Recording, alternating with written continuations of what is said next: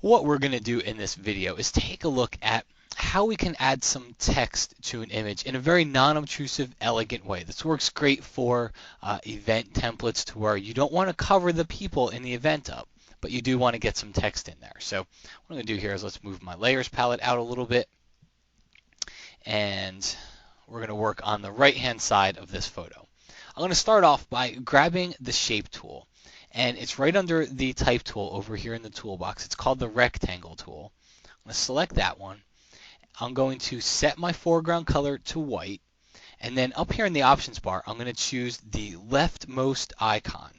All right, you can see it right up there, right under the word Photoshop. See it? Let me zoom in a little so you can see it. And that's the shape layers option. So I want to select that icon inside there. If I use the other ones, it's not going to work as well. So grab that shape layer icon and let's just drag a shape over here onto the canvas.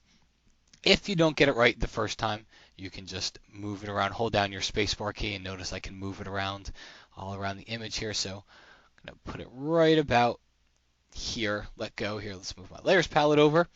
And so now what I have in here is a rectangular shape. However, it's just a big white block at this point, and it's very obtrusive. That's what we're going to try to avoid here. So I am going to drop my opacity down. And you see what happens?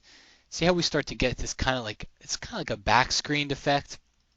All right. Now when I turn this on and off, see you can still see the rectangle there, but you can also see part of the photo behind it. So now at this point, what I would do is grab my type tool, and I'm going to use a script font here. There's a few script fonts that come with Photoshop. I think this one works pretty good. You also have brush script.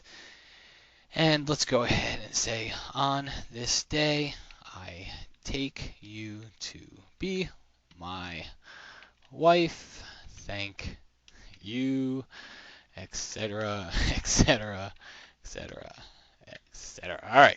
So obviously it might be something a little bit more meaningful than etc., etc., etc., but you get the idea.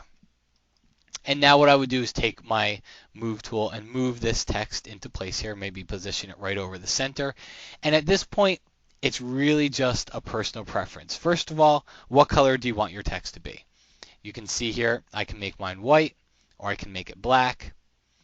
You'll also want to put your text on top of the shape layer here, and you can see here when I change it to white or black, you can see how the effect changes. Personally, I'll give you my recipe, and that is I make the text layer on top of here. It doesn't stick out quite the way I want, but I go to the layers palette, and I go down to drop shadow. And I don't add the typical drop shadow here. Let's move the layer style dialog into place.